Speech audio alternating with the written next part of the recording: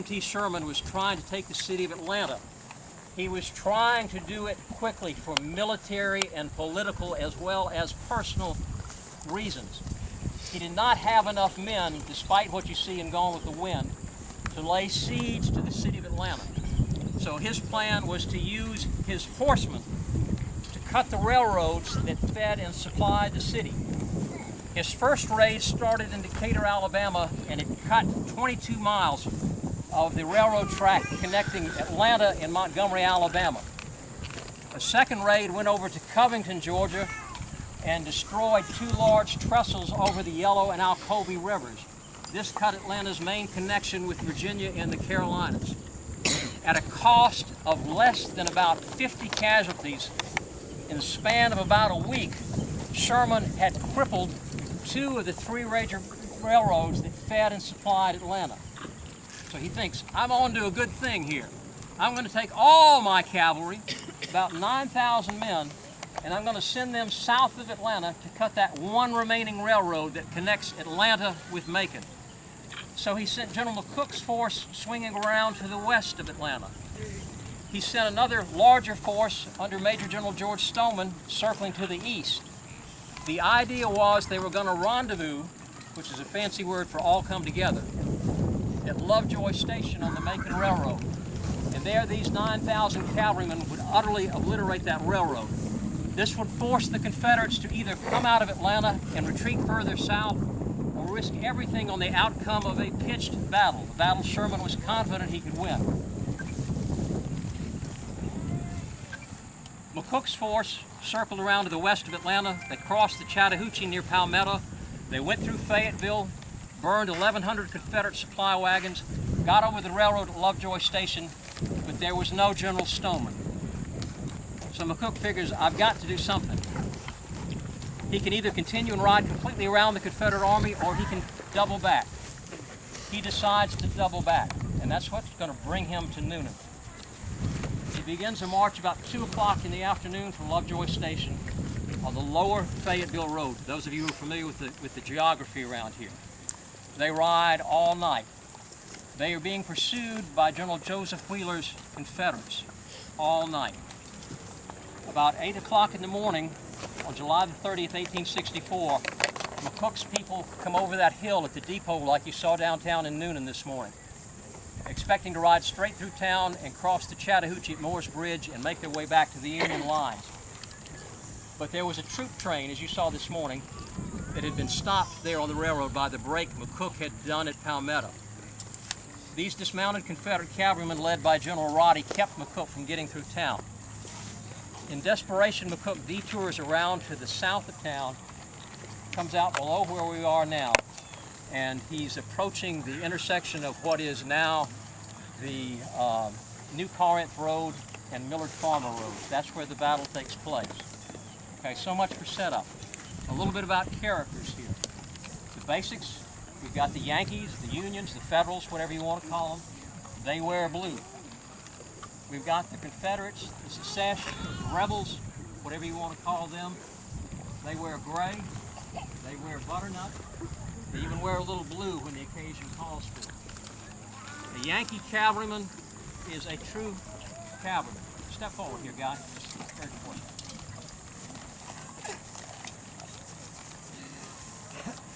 Okay, Trooper Musgrove here is wearing the regulation federal uniform, the dark blue jacket, the sky blue trousers, the boots. He is carrying a Spencer rifle, and this will be very important in the battle you're about to see. A Spencer is a technological wonder. It is a repeater. It fires 7 times.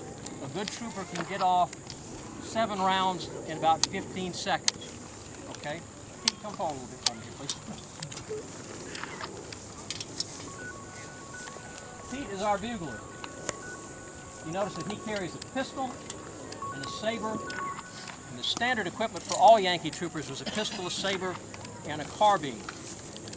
The pistol is usually a Colt or a Remington. It fires 6 times. So under optimum conditions, he can get off 13 shots without having to reload. Okay? Let's compare him to a Confederate.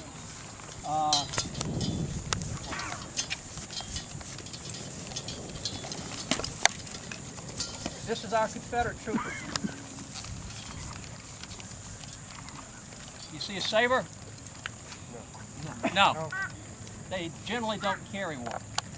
You see a pistol? No. Very rarely. Most of Joe Wheeler's Confederate cavalry did not have pistols and they did not have sabers. Hold your rifle up.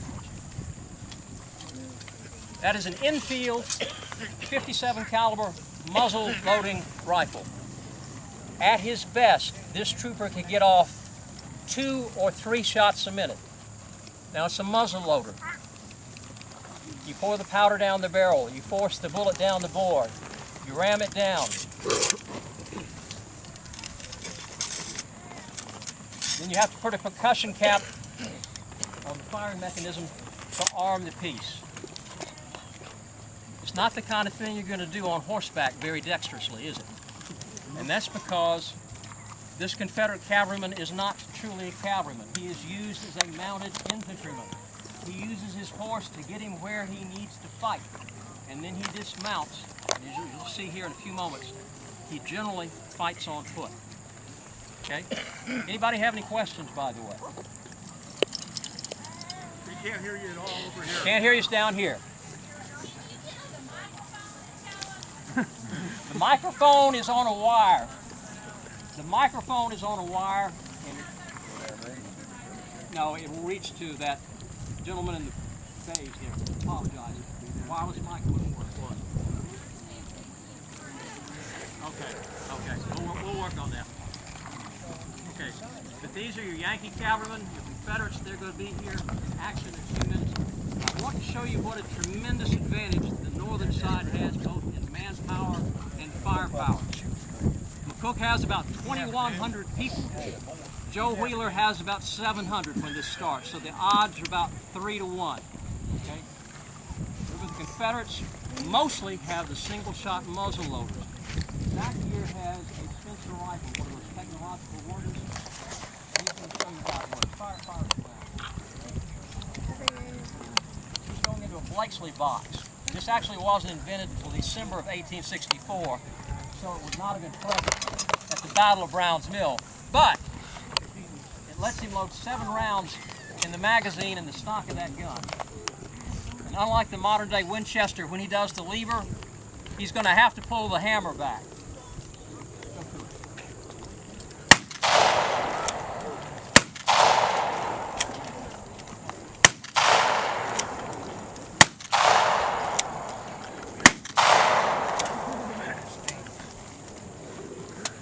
Close enough. You get an idea of what a tremendous advantage he gives him in a firefight. Okay? A couple more things. Guys, y'all can go and get ready.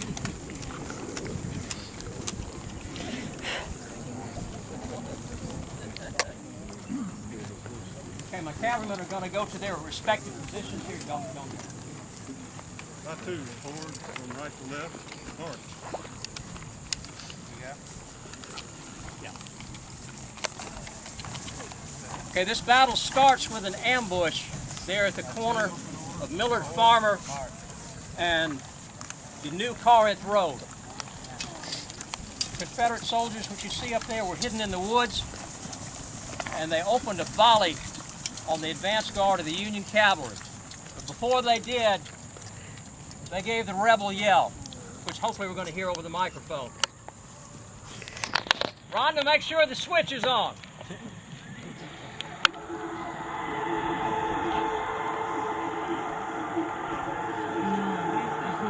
That is the rebel yell.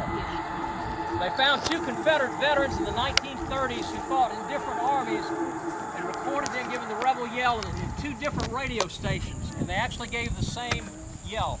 Through the miracle of modern electronics, they've multiplied that by about 100 times. So that's what these Yankees, who had been in the saddle 3 days and 3 nights when they got to that intersection, that's what they would have heard. It would have raised the hackles on the back of their neck. Now another thing, you've all seen the John Wayne movies, you know, the horse soldiers. She wore a yellow ribbon. Yep. Hold on.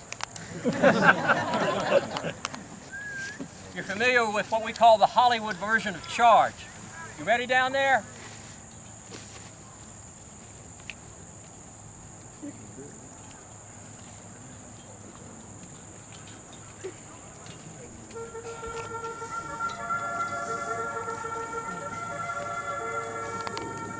Everybody's heard that, right?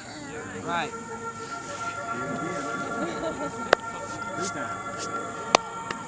Totally incorrect for the Civil War. That call was not adopted by the United States Army until 1873. Okay?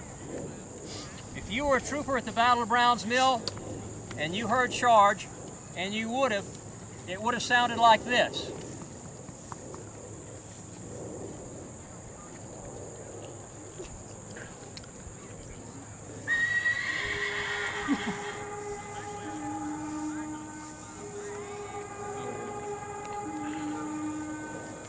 Totally different.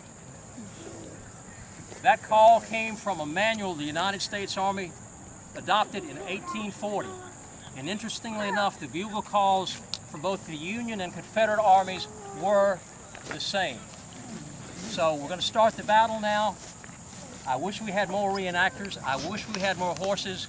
But you're going to see some sights and you're going to hear some sounds that you would have heard at the Battle of BrownsMill 150 years ago.